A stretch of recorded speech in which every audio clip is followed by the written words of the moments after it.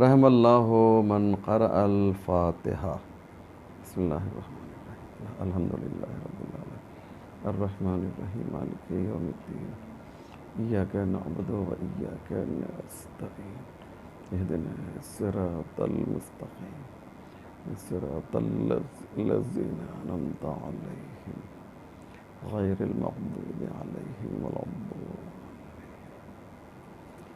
لا حول ولا قوة الا باللہ العلی العظیم، حسبنا اللہ ونعم الوکیل، نعم المولا ونعم النصیر۔ اعوذ باللہ من الشیطان اللعین الرجیم، بسم اللہ الرحمن الرحیم۔ الحمد للہ رب العالمین والصلاة والسلام والتحیۃ والاکرام علی النبی الامی العربی القرشی المکی المدنی الابتہی التہامی صاحب الوقار والسکینہ المدفون بأرض المدینہ العبد المؤید الرسول المسدد المصطفى الامجد المحمود الاحمد مولانا ابی القاسم محمد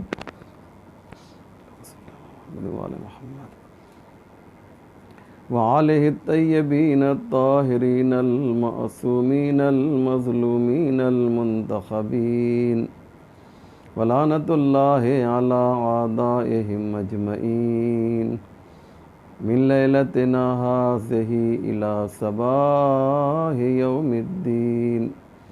رب اشرح لی صدری ویسر لی امری واحلل عقدۃ من لسانی یفقہوا قولی، اما بعد فقد قال علی علیہ السلام، یا من دل علی ذاتہ بذاتہ۔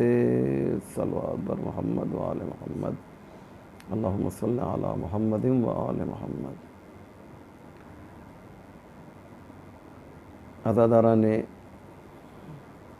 مولا کائنات، یہ مجلس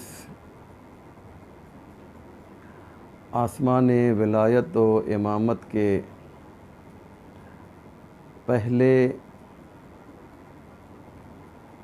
درخشاں و منور ستارے مولود کعبہ،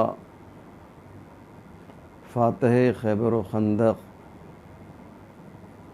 پروردگار نہج البلاغہ،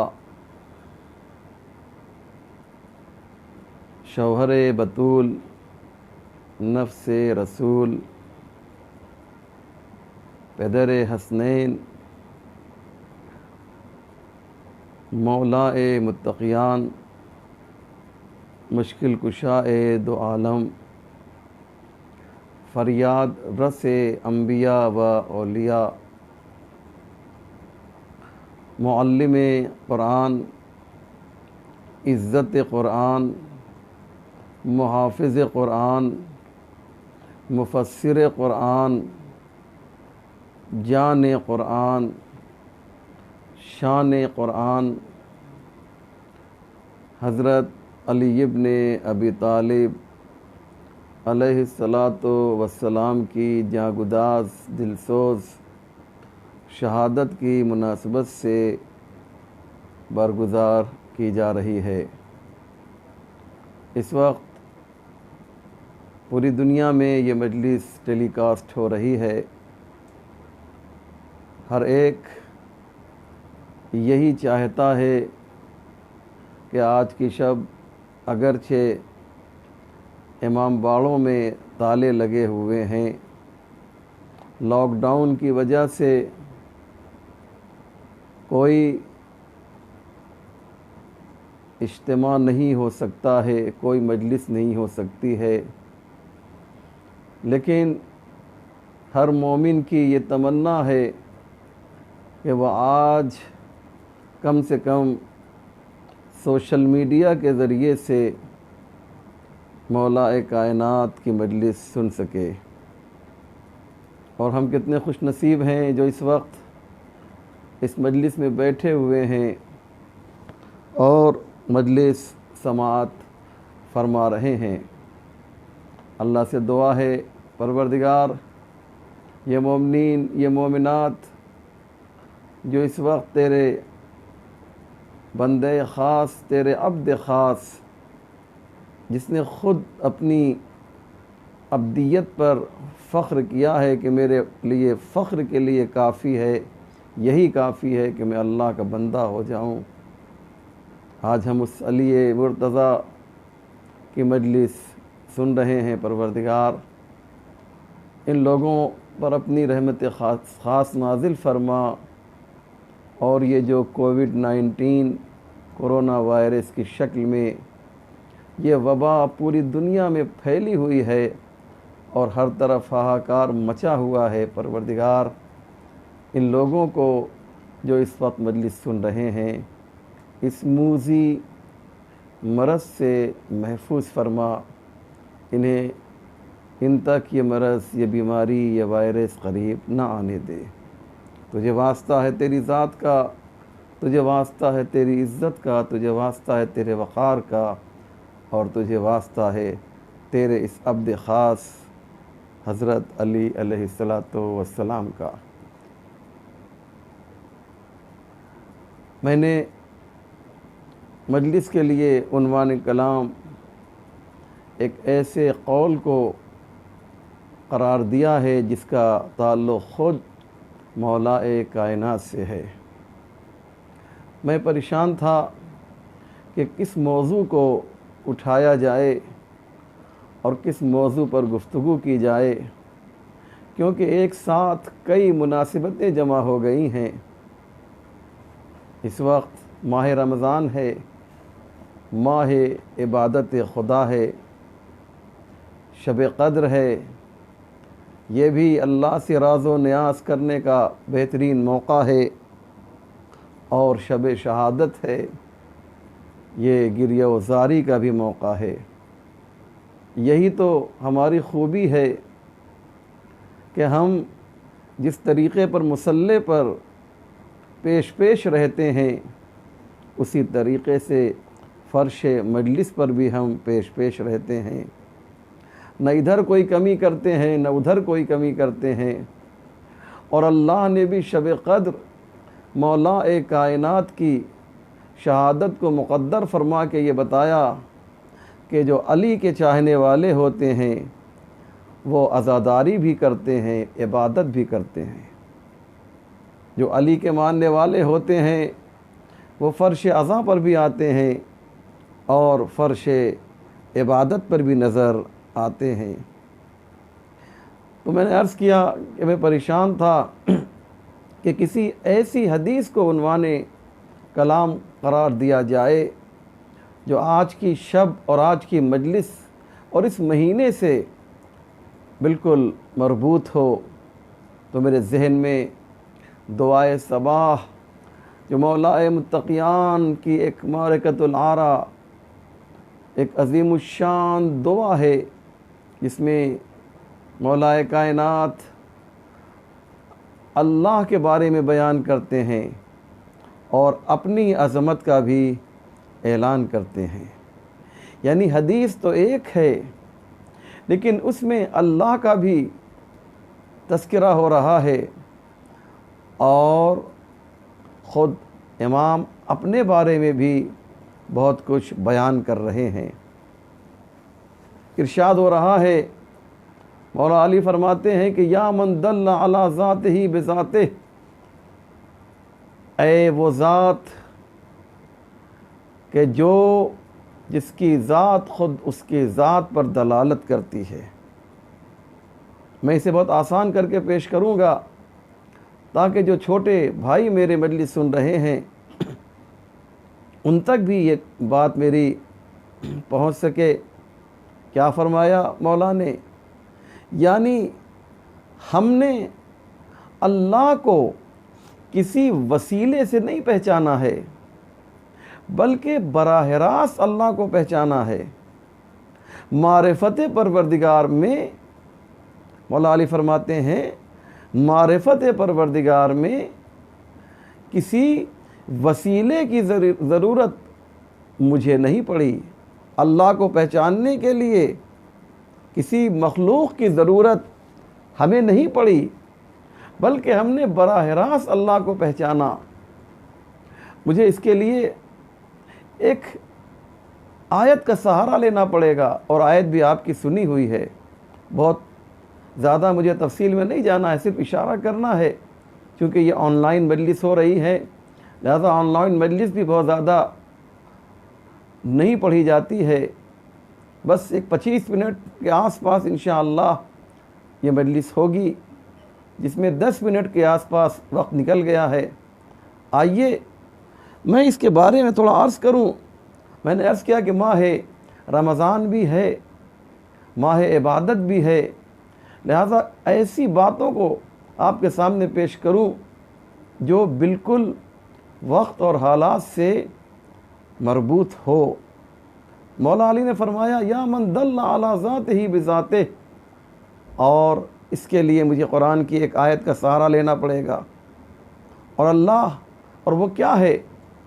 اللہ نے جب حضرت آدم کو پیدا کیا یا پیدا کرنے کا ارادہ کیا تو ایک اطلاع دی، ایک اعلان کیا اور آواز دی، انی جاعل فی الارض خلیفہ، اے فرشتوں میں اس زمین پر ایک خلیفہ بنانے جا رہا ہوں۔ بہت توجہ کیجئے گا عزیزو، میں زمین پر ایک خلیفہ بنانے جا رہا ہوں، اور اللہ نے اس کے لیے انتظام یہ کیا کہ جناب آدم کے مجسمے کے لیے مٹی منگائی، اس کے اندر 3 عناصر کو مخلوط کیا، اس مٹی میں پانی، آگ اور ہوا، یعنی جناب آدم کا مجسمہ 4 چیزوں سے مل کر بنا، مٹی، پانی، آگ اور ہوا۔ اسی کو عناصر اربع کہا جاتا ہے، جس سے انسان وجود میں آیا ہے۔ اور انہی عناصر اربع میں جب اعتدال برقرار نہیں ہوتا ہے تو انسان کیا ہوتا ہے؟ بیمار ہو جاتا ہے۔ اسی لیے مرزا غالب نے بڑی اچھی بات کہی کہ مزمحل ہو گئے قوا غالب، مزمحل ہو گئے قوا غالب، اب عناصر میں اعتدال کہاں۔ ظاہر سی بات ہے، یہ جو عناصر ہیں، آگ، مٹی، پانی اور ہوا، اس سے حضرت آدم تیار کیے گئے۔ تو جناب آدم کو اللہ نے جب بنایا تو اس کے لیے ان 4 چیزوں کا استعمال کیا۔ لیکن اب میرا سوال یہ ہے، یا من دل علی ذاتہ بذاتہ کو سمجھنے کی کوشش کیجئے۔ میرا سوال یہ ہے کہ جب محمد و آل محمد بنائے گئے تو وہ کس چیز سے بنائے گئے؟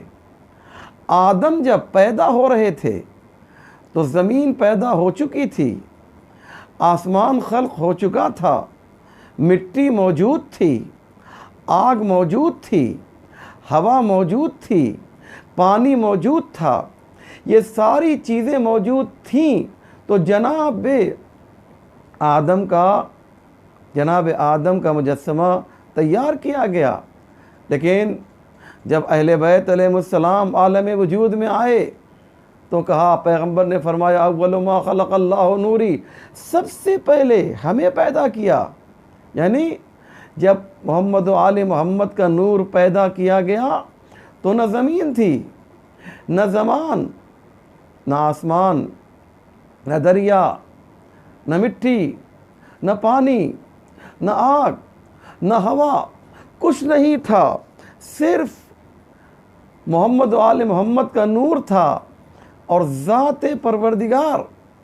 تو آدم جب دنیا میں آئے تو کائنات پیدا ہو چکی تھی، اس لیے کہا جا سکتا ہے کہ آدم کو اللہ نے اسباب کا کے ذریعے پیدا کیا، اللہ نے مخلوق کا سہارا لیا، لیکن جب محمد و آل محمد کو پیدا کرنا ہوا تو اپنے نور سے پیدا کیا، نور سے پیدا کیا۔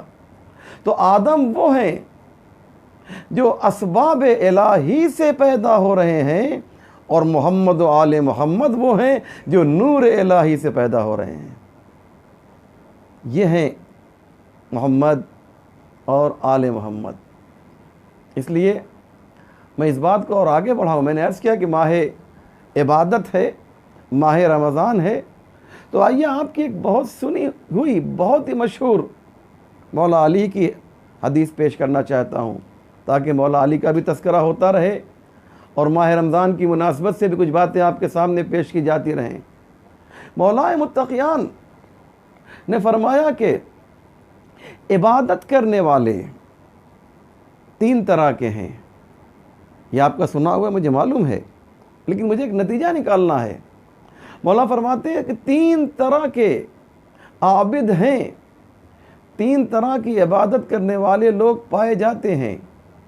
پہلے وہ جو جنت کے شوق میں عبادت کرتے ہیں۔ مولا فرماتے ہیں کہ وَتِلْكَ عبادت التجار، یہ تاجروں کی عبادت ہے۔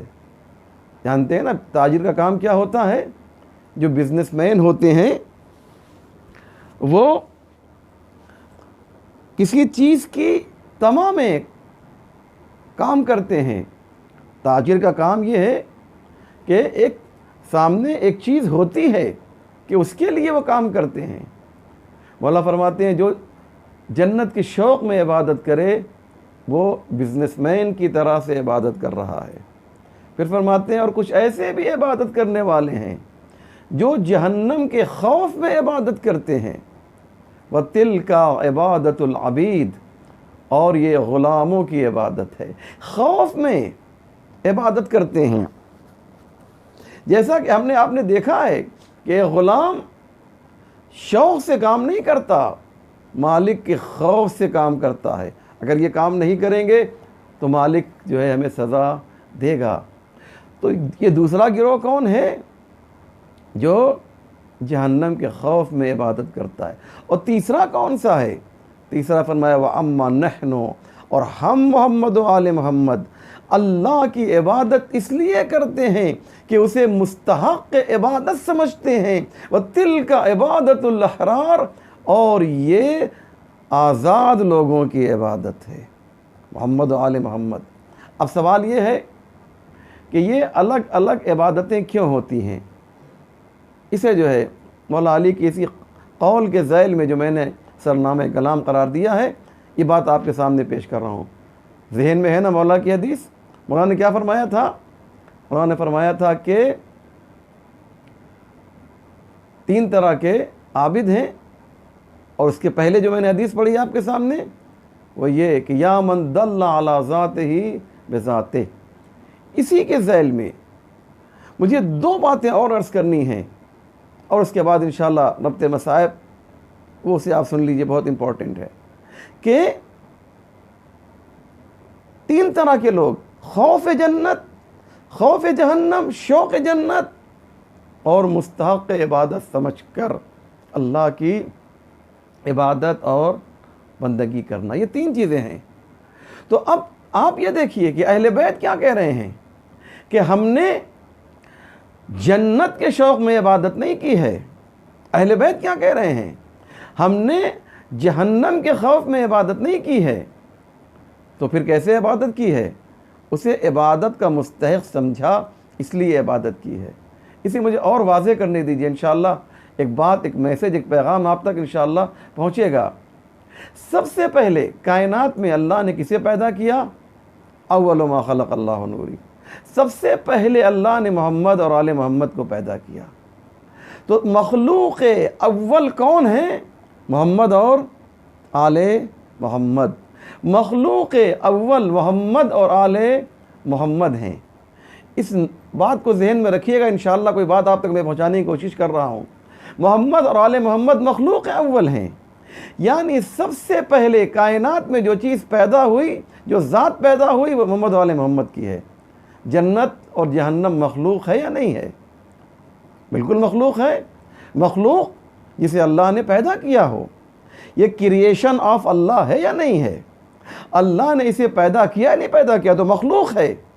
تو آدم سے لے کر آج تک جتنے لوگ پیدا ہوئے، انہوں نے جب عبادت شروع کی تو جنت بن چکی تھی، جہنم پیدا ہو چکی تھی، لیکن محمد و آل محمد نے جب عبادت کی تو نہ جنت تھی نہ جہنم، اور جب انہوں نے عبادت شروع کی تو نہ جنت کے شوق میں عبادت شروع کی نہ جہنم کے خوف میں عبادت شروع کی۔ آپ نے اندازہ لگایا؟ یہ ہیں محمد و آل محمد۔ اس لیے ان کو جنت کے شوق کی ضرورت اس لیے نہیں تھی کہ ان کی عبادت کا سلسلہ اس وقت شروع ہو گیا تھا کہ جب جنت پیدا نہیں کی گئی تھی۔ اب آئیے آپ کی خدمت میں عرض کروں کہ ایک نبی ہیں جناب ابراہیم علیہ السلام۔ انہوں نے کس طریقے سے اللہ کو پہچانا؟ قرآن نے ان کا ایک واقعہ ہے جو اتنا پسند آیا اللہ کو، ان کا یہ انداز، کہ اسے قرآن کی آیتوں کا حصہ بنا دیا۔ واقعہ جناب ابراہیم کا ہے، لیکن اللہ نے اسے قرآن کی آیتوں کا جز بنا دیا۔ کہ اللہ کے پاس میٹر کی کمی تھی کہ جناب ابراہیم کی باتوں کا تذکرہ کرتا، لیکن نہیں، بتانا چاہتا ہے کیا حسین انداز ہے۔ جناب ابراہیم نے قوم نمروز سے ایک مناظرہ کیا، ایک بحث کی، اور یہ مناظرہ اللہ کو اتنا پسند آیا کہ آج بھی ہمارے قرآن میں موجود ہے۔ ارشاد ہوتا ہے فَلَمَّا جَنَّ عَلَيْهِ اللَّيْلُ رَأَىٰ كَوْكَبًا قَالَ هَٰذَا رَبِّي فَلَمَّا أَفَلَ قَالَ لَا أُحِبُّ الْآفِلِينَ۔ جناب ابراہیم قوم نمرود سے اللہ کو سمجھا رہے ہیں، اللہ کی معرفت کرا رہے ہیں، تو کیا کہا کہ جب ابراہیم نے ستارے کو دیکھا آسمان میں تو کہا ہاذا ربی، یہ میرا رب ہے۔ چمک رہا ہے نا، کہا یہ میرا رب ہے۔ فلما افلا، لیکن جب ڈوب گیا ستارہ تو جناب ابراہیم نے کہا لا احب الافلین، جو ڈوب جائے وہ میرا خدا کیسے ہو سکتا ہے؟ پھر قرآن کہتا ہے کہ جناب ابراہیم نے فلما رأى القمر بازغا قال هذا ربي فلما افل قال یا قوم قال لئن لم يهدني ربي لأكونن من القوم الضالين۔ جناب ابراہیم نے دیکھا کہ چاند نکلا ہوا ہے، کہا یہ میرا رب ہے، یہ میرا خدا ہے۔ فلما افلا، اور جب چاند بھی ڈوب گیا تو کہا کہ جو ڈوب جائے وہ خدا کیسے ہو سکتا ہے؟ اور کہا کہ اگر میرا رب میری ہدایت نہ کرتا تو میں بھی تمہاری طرح سے گمراہ لوگوں میں شامل ہو جاتا۔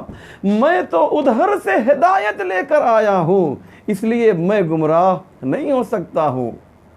میری ہدایت تو اللہ نے کی ہے، میں عالم انوار سے علم لدنی لے کر آیا ہوں اور ہادی بن کر آیا ہوں۔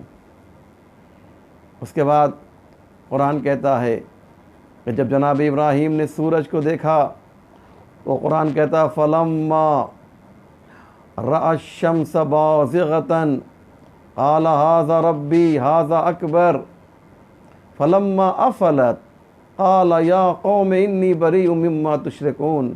جناب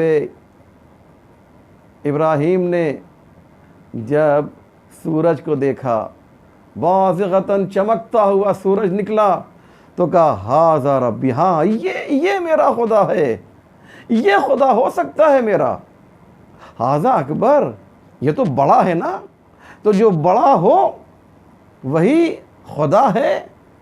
جناب ابراہیم نے ایک پہچان یہ بتائی کہ جو سب سے بڑا ہوتا ہے وہی خدا ہوتا ہے، اور ہم اسی کو اپنا خدا مانتے ہیں جو اللہ اکبر ہے۔ ہاذا اکبر کہا تھا نا، فلما رأى الشمس بازغة قال ہاذا ربی ہاذا اکبر، یہ اکبر ہے، تو اکبر ہی کو خدا ماننا ہے، اس سے نیچے جو ہو اس سے خدا نہیں ماننا ہے۔ لیکن کیا ہوا، یہ اکبر رہا یا نہیں رہا؟ فلما فلت، اور جب یہ جو سب سے بڑا تھا یہ بھی ڈوب گیا، تو کہا جو ڈوب جائے وہ اکبر کیسے ہو سکتا ہے؟ جو ڈوب جائے اس کا مطلب کوئی ہے جو اس سے بھی بڑا ہے، جو اسے نکالتا بھی ہے، اسے ڈبوتا بھی ہے، وہی ہمارا خدا ہے۔ فلما فلت قال یا قوم انی بریء مما تشرکون، تم ڈوبنے والی چیزوں کو اپنا خدا مانتے ہو، میں انی بریء مما تشرکون، تم جسے اپنا خدا مانتے ہو میں ابراہیم اس سے بری ہوں، میں اسے خدا نہیں مانتا۔ تو اے ابراہیم بتا دو کسے خدا مانتے ہو؟ کَإِنِّي وَجَّهْتُ وَجْهِيَ لِلَّذِي فَطَرَ السَّمَاوَاتِ وَالْأَرْضِ حَنِيفًا وَمَا أَنَا مِنَ الْمُسْلِمِينَ وَمَا أَنَا مِنَ الْمُشْرِكِينَ۔ جناب ابراہیم کیا کہہ رہے ہیں؟ کہتے ہیں ہم تو اس کو مانتے ہیں کہ جس نے ان کو پیدا کیا ہو، جو خالق قمر ہے، جو خالق نجوم ہے، جو خالق شمس ہے، جس نے سورج کو پیدا کیا ہے، وہ ہمارا خدا ہے، وہی اکبر ہے، اسی کو اللہ اکبر کہا جاتا ہے۔ بات بڑے سلیقے سے بیان کی، اللہ کو اتنا پسند آ گیا یہ انداز ابراہیم کہ جناب ابراہیم نے جو ہے معرفت کے لیے کبھی چاند کا سہارا لیا، کبھی سورج کا سہارا لیا، اور کبھی ستارے کا سہارا لیا۔ لیکن مولا علی کیا فرماتے ہیں؟ مولا علی فرماتے ہیں، بس میں ختم کر رہا ہوں اپنی بات کو، مولا علی فرماتے ہیں، عجیب انداز ہے، یا من دل علی ذاتہ بذاتہ، ابراہیم میں اور اہل بیت میں فرق یہ ہے کہ ابراہیم معرفت پروردگار کے لیے مخلوقات پروردگار کو ذریعہ قرار دے رہے ہیں، لیکن اہل بیت علیہ السلام آواز دے رہے ہیں ہم نے براہ راست اللہ کو پہچانا۔ وہ بھی اپنی جگہ پر صحیح ہیں، ابراہیم بھی اپنی جگہ پر صحیح ہیں۔ کیوں؟ اس لیے کہ جب ابراہیم پیدا ہوئے تو زمین پیدا ہو چکی تھی، آسمان پیدا ہو چکا تھا، سورج پیدا ہو چکا تھا، چاند پیدا ہو چکا تھا، ستارے پیدا ہو چکے تھے۔ انہوں نے چاند کو دیکھا اور اللہ کو پہچانا، سورج کو دیکھا اور اللہ کو پہچانا، مخلوقات پروردگار کو دیکھا اور مخلوقات کو پہچانا۔ لیکن جب اہل بیت پیدا ہوئے تھے تو نہ چاند بنا تھا، نہ سورج پیدا ہوا تھا، نہ زمین بنی تھی، نہ آسمان بنا تھا۔ مولا علی نے آواز دی، یا من دل علی ذاتہ بذاتہ، ہم اہل بیت وہ ہیں جو براہ راست خدا کو پہچانتے ہیں، مخلوقات خدا کو وسیلہ قرار نہیں دیتے۔ یہ ہے عزیزان محترم، یہ علی ہیں، معرفت پروردگار براہ راست ہے۔ اس لیے ان کا جو رشتہ ہے اللہ سے وہ عام لوگوں سے بالکل الگ ہے۔ ہماری نماز میں ایک چھوٹا سا کانٹا بھی دھس جائے تو ہماری نماز شاید مکمل نہ ہو سکے، لیکن علی اپنے اللہ سے اتنی محبت کرتا ہے، اتنی محبت کرتا ہے کہ پیروں سے حالت نماز میں تیر نکال لیا جاتا ہے اور علی کو خبر جی نہیں ہوتی۔ یہ اسی محبت کا اثر ہے، اسی الفت کا اثر ہے، اسی معرفت کا اثر ہے۔ معرفت جتنی زیادہ ہوگی محبت بھی اتنی ہی زیادہ ہوگی۔ یہ ایک بہت ہی مستقل موضوع ہے، اس پر علماء حضرات خطبہ گھنٹوں تقریریں کیا کرتے ہیں معرفت کے اوپر۔ ہاں عزادارو، مولا کائنات 18 کی شب میں، 19 کی شب میں کہا جائے، 18 رمضان کا دن گزار کے علی شب میں حضرت ام کلثوم کے گھر مہمان ہوتے ہیں۔ اللہ اکبر۔ بیٹی دسترخوان بچھاتی ہے، باپ کے لیے روٹی، دودھ اور نمک کا انتظام کرتی ہے۔ بابا افطار نوش فرمائیے۔ کہا بیٹی تم نے دیکھا ہے کہ علی ایک وقت میں 2 طرح کا کھانا کھائے؟ جناب ام کلثوم نے چاہا کہ دودھ کو رکھ دیا جائے اور نمک کو ہٹا لیا جائے۔ کہا نہیں بیٹی، دودھ لے جاؤ، علی نمک اور روٹی کے ساتھ افطار کرے گا۔ اللہ اکبر۔ آج دوست کی ملاقات دوست سے ہونے والی ہے۔ آج لقاء اللہ کا موقع ہے، اللہ سے ملاقات کا موقع ہے۔ علی مضطرب ہے، جانے کی فکر ہے، دوست سے ملنے کی فکر ہے۔ صحن خانہ میں آتے ہیں، آسمان کی جانب دیکھتے ہیں اور پھر کہتے ہیں ابھی اور وقت باقی ہے، ابھی اور وقت باقی ہے۔ پھر حجرے میں چلے جاتے ہیں، پھر باہر آتے ہیں، یہاں تک کہ عزادارو مولا کائنات جو ہیں وہ آمادہ ہوتے ہیں مسجد میں جانے کے لیے، مسجد کے لیے نکلتے ہیں، اپنی بچیوں سے خدا حافظی کرتے ہیں۔ علی نماز کے لیے جا رہا ہے، علی مسجد میں جا رہا ہے، لیکن علی کو تو معلوم ہے کہ جائے گا تو اپنے پیروں سے، لیکن گھر میں جو واپسی ہوگی وہ حسن و حسین کے ہاتھوں میں علی آئیں گے۔ چنانچہ جیسے ہی دروازے کے قریب پہنچے، آپ کے گھر میں جو بطخیں پلی ہوئی تھیں ان بطخوں نے بڑھ کر آپ کے دامن کو اپنی منقار سے پکڑ لیا اور گویا زبان بے زبانی سے کہا مولا آقا نہ جائیے، مولا نہ جائیے، آقا نہ جائیے۔ اور بلانے کے بعد کہا بیٹا حسن دیکھو، بیٹا حسن دیکھو، جب تک ممکن ہو اور تم انہیں دانہ پانی دے سکتے ہو، ان کے کھانے کا انتظام کر سکتے ہو، انہیں اپنے گھر میں رکھنا، لیکن اگر حالات ایسے ہو جائیں کہ ان کے لیے کھانے اور پانی کا انتظام نہ کر سکنا تو انہیں آزاد کر دینا۔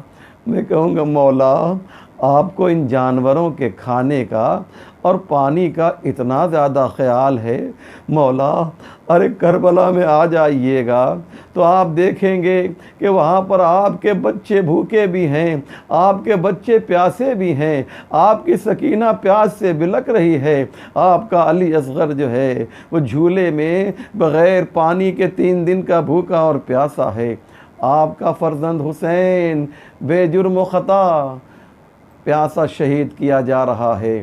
اجرکم علی اللہ، خدا آپ کو کسی غم میں نہ رلائے سوائے محمد اور آل محمد کے غم کے۔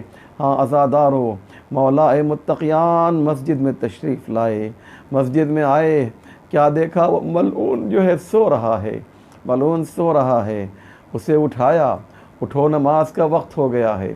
اللہ اکبر، یہ کیسا کریم مولا ہے، یہ کیسا رحیم مولا ہے، اپنے دشمن کو بھی نماز کے لیے اٹھا رہا ہے اور قیامت تک کے لیے ایک پیغام دے رہا ہے۔ ذرا مزاج علی کو تو پہچانو، علی اسے کہا جاتا ہے جو اپنے دشمن کو بھی نماز کی تلقین کر رہا ہے۔ علی کو برداشت نہیں ہے، میرا قاتل ہی صحیح ہے لیکن بے نمازی نہ رہے۔ اجرکم علی اللہ، آپ کے آنکھوں میں آنسو آ رہے ہیں، آپ گریہ کرنے کے لیے آمادہ ہو گئے، آپ رونے کے لیے آمادہ ہو گئے عزادارو، تو بس میں چاہتا یہ ہوں چند منٹ مجھے اور آپ دے دیجئے، آج مصاب ہو لیجئے، آج علی کی شہادت پر گریہ کر لیجئے عزادارو، آج علی کی شہادت پر ماتم کر لیجئے۔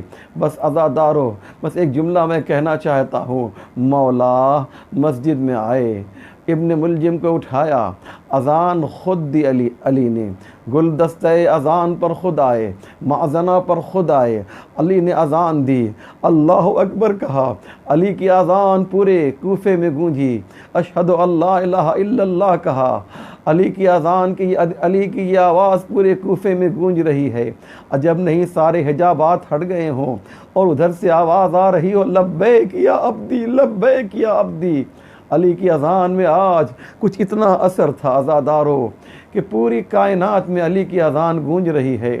علی نے اذان دی، عزادارو نماز شروع ہوئی، جیسے ہی علی سجدے میں گئے، یہ ظالم جو منتظر تھا ایک مرتبہ اس تلوار کو کہ جسے کئی دن تک اس نے زہر میں بجھا رکھا تھا، اس تلوار سے ایسا وار کیا عزادارو، ایسا وار کیا کہ ایک مرتبہ علی کا سر جو ہے شگافتہ ہوا، خون نکلنا شروع ہوا، بس میرا مولا فرش مسجد پر تڑپنے لگا، اور عزادارو خاک مسجد کو اٹھا اٹھا کر اپنے زخم پہ رکھتا جا رہا ہے اور آواز دے رہا ہے، فزت ورب الکعبہ، رب کعبہ کی قسم میں کامیاب ہو گیا، رب کعبہ کی قسم میں کامیاب ہو گیا۔ ادھر علی کی زبان سے یہ فقرہ نکلا، ادھر اللہ نے جبریل امین کو بھیجا، جاؤ جبریل یہ آواز زمین و آسمان کے درمیان یہ منادی کر دو۔ جبریل آیا، آواز دی،